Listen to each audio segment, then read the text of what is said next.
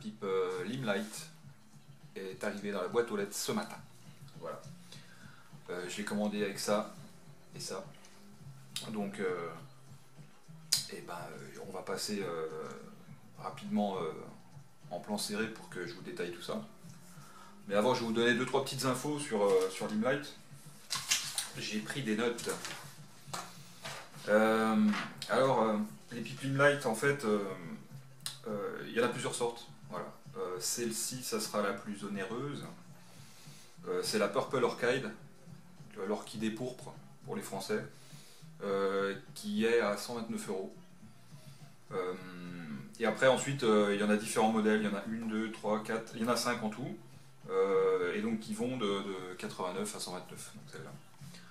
Ensuite, vous aurez plusieurs finitions pour ces pipes. Les finitions du bois, donc le bois c'est de la ronce de noyer, hein, donc c'est un bois assez noble quand même.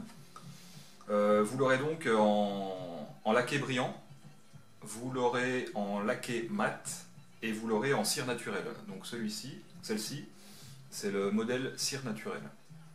Voilà. Donc elles sont entièrement réalisées à la main, en Serbie, pas loin de Belgrade.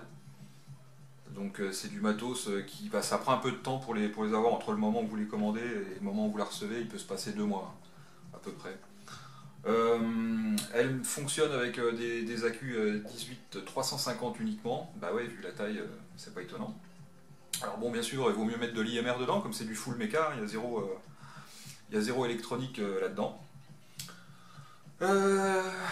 Et puis, je vous parle de quoi vite fait avant ouais, les drip types. Il y a 8 drip types différents aussi, hein, je vous mettrai les photos en fin de review, qui vont de 50 mm à 100 mm. 100 mm, donc ça sera celui-là, ça sera le plus long. Hein. Voilà. Différents modèles qui sont en alu, en bois, en mélange alu et bois aussi, selon vos envies. Et ces drip types, quand vous ferez votre choix, vous pourrez choisir entre un O-ring et 2 O-rings. Donc après, ça va être selon les atos sur lesquels vous allez le monter. Moi, j'ai regardé vite fait tout à l'heure, il y a quelques atos qui sont moins compatibles que d'autres, bah ouais, c'est normal. Mais bon, moi je préfère avoir un truc avec 2 O-rings pour que ça tienne mieux, vu la longueur du truc, c'est plus sympa, je trouve. Voilà. Après, en ce qui concerne la commande de ces pipes, donc vous allez la commander sur le pipe de Limelight. Donc vous allez choisir le type de pipe, vous allez choisir l'essence, pas l'essence du bois, non, c'est toute la ronce de noyer. Le type de finition, donc comme j'ai dit tout à l'heure, laqué mat et ciré. Ensuite, vous allez choisir la finition de l'alu. La finition de l'alu, ça va être soit brossé, soit poli. Voilà. Moi, en ce qui me concerne, j'ai pris brossé. Parce qu'il y a quand même beaucoup d'atos qui sont brossés, d'atos reconstructibles qui sont brossés, je trouve ça sympa. Ouais. Autant que ça soit plutôt que ça aille bien ensemble, hein, c'est pas plus mal. Une fois que vous aurez choisi tout ça, vous allez valider, vous ne paierez rien du tout. Vous paierez seulement au moment où vous recevrez le mail de chez Limelight. Donc en gros, 1 mois et demi, 2 mois, ça dépend un petit peu du boulot qu'ils ont. Hein. Le paiement se fera soit par PayPal, soit par Moneybookers. Moneybookers, je ne connais pas. Donc, PayPal, bien sûr. Les frais de PayPal seront à votre charge, donc il faudra rajouter ça au prix. Je crois que les frais PayPal, c'est 3,5% hein, de frais. Vous inquiétez pas que quand vous ferez le paiement par PayPal, l'adresse c'est une adresse à Hong Kong. Donc vous étonnez pas s'il y a des caractères japonais dans le bazar. Parce qu'en fait, PayPal apparemment ça fonctionne pas en Serbie, parce que c'est encore un pays qui n'est pas forcément super ouvert. Donc ils ont trouvé l'astuce en faisant un PayPal, un pote à eux apparemment à Hong Kong, enfin bref. Ensuite vous recevrez ça, une fois que vous aurez réglé tout ça, une bonne grosse semaine après, une fois le paiement validé. Ça arrivera dans une petite enveloppe en craft bullée, par avion. Voilà, donc ça n'arrivera pas par avion jusque chez vous, hein. Non, la poste elle viendra en voiture ou en vélo comme d'habitude. Et puis c'est tout. Voilà, donc après je pense qu'on va passer en gros plan. Et puis si j'ai encore 2-3 petits trucs à vous dire, je vous le dirai directement. c'est parti. Alors, la chose se présente comme ça.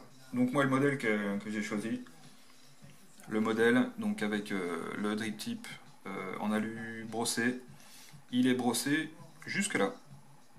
Et en fait le reste est poli, j'allais dire chromé, poli, voilà.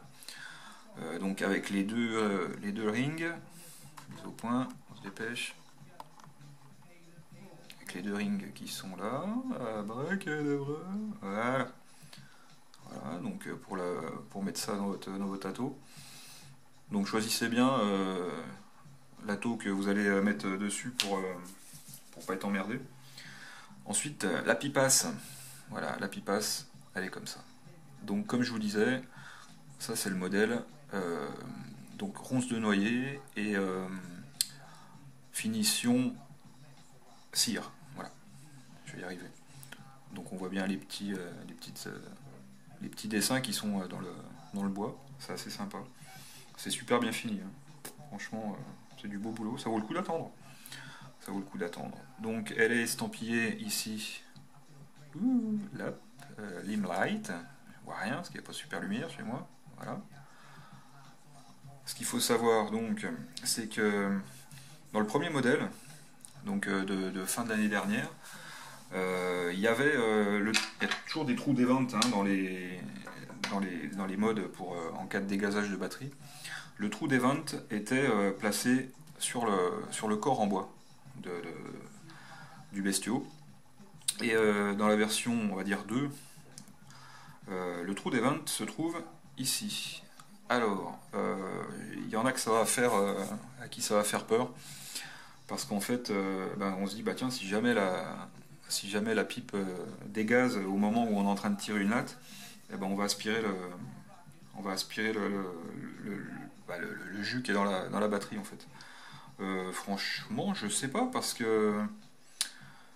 qu'en fait, il n'y a pas de, il y a rien qui correspond entre le plot et le trou qui est en dessous là. Donc je pense pas qu'il y ait un risque. Hein. Les events, les air holes les arrivées d'air là, elles sont là. Donc si ça dégaze, ça dégazera là, ça viendra pas là. Donc bon, je pense pas qu'il y ait un réel problème avec ça. Voilà. Dans la version 1 aussi, donc on dévisse le cap, ça je vous montrais tout à l'heure. Dans la version 1, hop, vous aviez donc à l'intérieur juste le plot du fond là qui était un petit peu saillant et qui n'était pas super sécure et super joli pour du matériel on va dire haut de gamme. Et du coup maintenant le plot du fond est censé être en plaqué or. Voilà. Donc normalement pas de nettoyage, pas d'oxydation. Donc plaqué or c'est plutôt pas mal. Donc on verra par la suite. Si jamais ça s'oxyde, c'est que c'était pas du plaqué or et puis qu'ils nous ont vendu du rêve en fait, mais que du rêve. Dans la version 1 aussi, on voit donc à l'intérieur là c'est blanc, c'est du téflon. Donc il y a un corps en téflon à l'intérieur qui n'y était pas sur la version 1. C'était juste le bois brut en fait. Hein. Donc là ils ont rajouté ça, c'est pas mal aussi au niveau sécurité. Et au-dessus donc la bague où on vient visser le switch qui est en laiton et on voit la petite soudure là, sur le dessous. Donc pour rejoindre le bas, hein, pour faire la connexion quand on fait Fire. Voilà. Ça, c'était pour la partie interne. Ensuite, quand on passe de ce côté-là, donc là, on a le plot où on va venir mettre nos atos, qui est, alors version 1, ce plot c'était de l'alu, et on venait visser sur du laiton, donc ça pouvait être fragile. Et là, ils ont eu la bonne idée, sur la version 2, entre guillemets, de faire laiton sur laiton. Voilà, ils ont rajouté du laiton, hein. Comme ça, il n'y a pas de souci. Bon, alors, pas visser comme des bourrins non plus, hein, ça sert à rien. Donc, mais bon, voilà quoi, ça a été réglé aussi. Le petit plot là, il est pas réglable, enfin il est pas réglable, il est pas sur ressort, donc bon, c'est pas super grave, je vais vous expliquer pourquoi quand on passera au montage des atos. Voilà. Ensuite, le switch. Alors le switch, moi je le trouve super qualitatif. Voilà. Il ressemble à ça. Mise au point, s'il vous plaît. Voilà. Il ressemble à ça. Donc il est en alu. Et en fait, moi je pensais que c'était le switch complet qui venait faire contact. Eh bah que nenni. Que nenni. En fait, moi je pensais qu'on appuyait comme ça. Et en fait, c'est le centre du switch qui est là, qui rentre dedans comme ça. Et franchement, quand on reçoit la pipe, on a l'impression que c'est vraiment tout le bouton qui bouge. C'est vraiment, c'est super bien ajusté quoi. Attendez, je vais essayer de faire une mise au point un peu plus sympa. C'est franchement super bien ajusté. Allez, fais la mise au point. Au point. C'est vraiment ajusté j'allais dire au millimètre, mais non, c'est même pas au millimètre, c'est au micron quoi. C'est pas mal foutu. Il n'y a rien qui dépasse. Franchement, c'est pas mal. Donc, batterie. Et ben la batterie, elle se met dedans comme dans tous les modes. Il n'y a rien de bien compliqué. Si ça veut faire la mise au point, voilà. Hop. Donc la batterie, comme ça. Bon, moi je mets plus au-dessus. Hein. Après, vous faites comme ça que vous voulez. On peut pas la kicker. Hein. C'est quand même, il n'y a quand même pas beaucoup de place. Puis bon, je vois pas bien l'intérêt de kicker une 18350. Après, chacun fait comme il veut. Voilà. On remet le switch. Alors peut-être que, je vais le faire devant, peut-être que l'histoire du sens de la batterie peut jouer avec le fait de pouvoir visser à fond le switch ou pas en fait. On va voir ça tout de suite. Voilà, là j'ai peut-être, vous voyez, un petit millimètre, si je le mets dans ce sens-là. Et si je le mets dans l'autre sens, qu'est-ce que ça va me faire? Bah déjà ça a l'air d'être un peu plus profond. Donc, après est-ce que ça fait fire? Non, vaut mieux le mettre dans l'autre sens, vous voyez, on a plus de jours. Là. Donc c'est bien fait pour mettre le téton, donc le plus en haut. Hop, comme ça.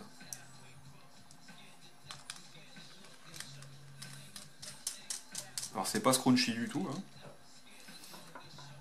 comme diraient certains reviewers. Elle est jolie, hein. Voilà, bon, ensuite, pour mettre un atto dessus, je vais mettre un petit atto que Mialiev m'a envoyé. Coucou Mika. Il m'a envoyé ça parce qu'il en voulait plus. Et du coup, je me suis dit, tiens, je vais tester avant de mettre quelque chose de plus concret dessus. Je vais tester avec un petit atto comme ça. Donc, j'ai testé avec ça. J'ai testé avec un aérotank. Merde. J'aurais pu tester si je l'avais pas fait tomber. Hop. Oui, donc je vais tester avec un aérotank. Mise au point, s'il vous plaît. Qui est là. Allez. Putain, c'est casse-couille ça. Voilà. Je vais tester avec lui là aussi. Et puis je vais vous montrer aussi avec un dripper, un petit Aigo L. On va commencer par l'aérotank. Donc, quand vous venez visser votre merdier là-dessus, voilà. La petite astuce, comme c'est pas très profond, là, voilà. La petite astuce c'est de dévisser ça. Voilà. De venir le visser à fond sur le. À fond, ouais, pas comme un âne. Hein. De venir le visser à fond sur votre atto. Et une fois que vous l'avez vissé à fond sur votre atto, venir le revisser ensuite sur la pipasse pour que ça fasse contact. Et du coup, tout est fluche. Voilà, il n'y a rien qui dépasse. Et ensuite, vous venez ajouter votre drip tip au bout. Hop, on voit pas bien, c'est loin. Je vous montrerai en plan large tout à l'heure. Hein. Voilà, donc avec un atto comme ça, bon, voilà. Après, même principe quand vous voulez mettre autre chose. Là, par exemple, avec un Aigo L. Il est là, hop. Aigo L. On vise dessus. Hop. Bon, ça fait pas super joli. Hein. Mais bon, quand même. Donc ça passe bien. L'Aigo L passe super bien dessus. Même si c'est un peu large. On peut pas tout avoir dans la vie. Voilà. Et après, ce qui va le mieux pour l'instant, parce que j'ai que ça en taille, c'est vrai que je suis pas équipé en petit dripper, en petit atto. Ce qui va le mieux pour le moment, c'est l'atto tout pourri que Mialiev m'a envoyé l'autre jour. Il est tout pourri, mais il va bien dessus. Voilà. Tac, voilà. Moi je vous montrerai tout ça en plan large. Que dire de plus? Bah pas grand chose. À part que ça a l'air plutôt pas mal, moi j'ai vapé un petit peu, donc je trouve ça plutôt sympa. Et puis je vais repasser direct pour vous montrer ça en plan large, et puis vous faire une petite barre. Allez, à tout de suite.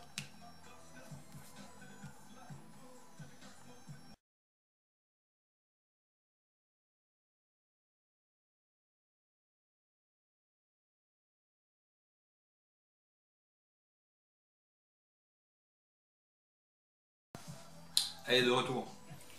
Donc, ça donne ça, avec ce petit ato là. Ça fait une bonne tête, hein. Ça fait une bonne petite pipasse. C'est sympa. Et puis ma foi, bah, ça va plutôt pas mal. Parce que là, les connectiques ont l'air assez bonnes et du coup ça passe bien.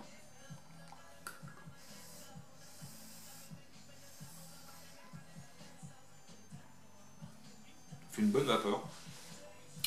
Je pense pas que ça vienne que de la tour, hein. Ça doit venir de l'ensemble. Hein.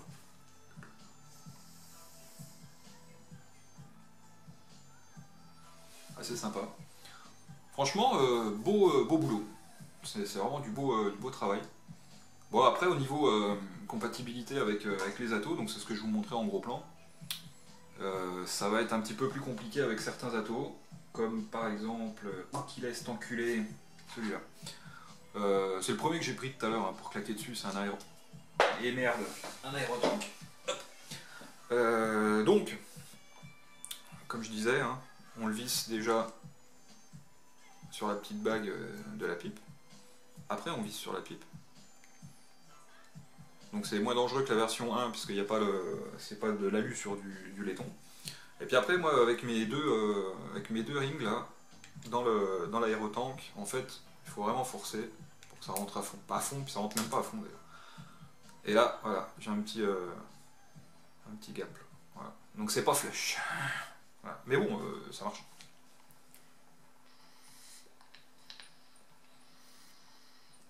Après, concrètement, c'est pas fait pour claquer un aérotank dessus.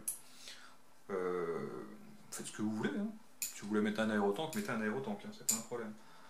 Moi j'ai mis l'Aigo tout à l'heure pour voir ce que ça donnait. Je vous avais montré en gros plan. Là en plan large, donc hop. Par contre ça rentre nickel dans l'Aigo. Bon, c'est pas au niveau au niveau de la ligne, c'est pas super chouette. Ça fait plus joli avec le petit ato du début là. Mais bon, ouais, c'est plutôt pas mal.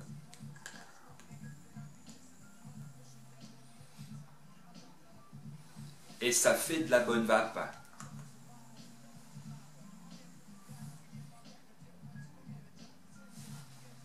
Alors, les plus, les moins. Alors, les plus, les moins. Alors, les plus, eh ben, elle est jolie. La Purple Orchid est plutôt jolie.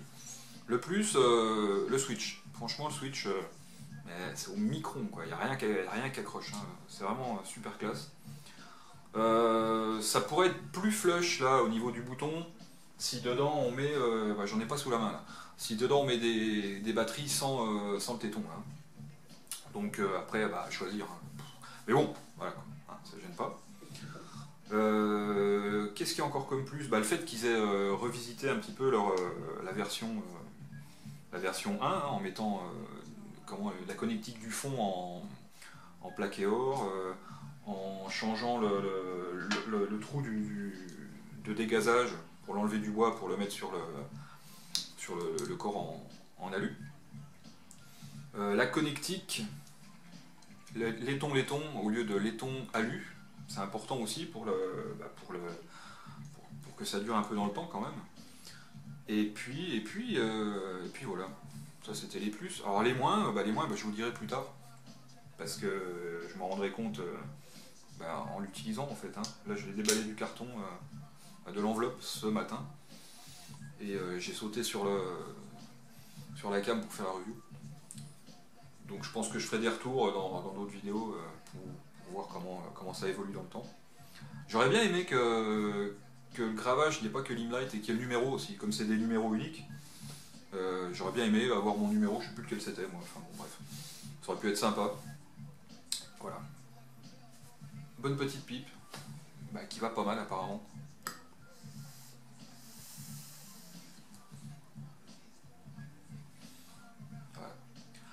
Voilà, rien de plus. Je vous retrouve bientôt pour d'autres vidéos. J'espère que celle-là n'a pas été trop longue. Si vous avez des questions, n'hésitez pas, maintenant que je l'ai dans la main, je pourrais vous répondre directement en dessous de la vidéo, sans problème. Continuez de vaper, et puis n'oubliez pas, la vapote, c'est mieux que la clope. Allez, ciao ciao.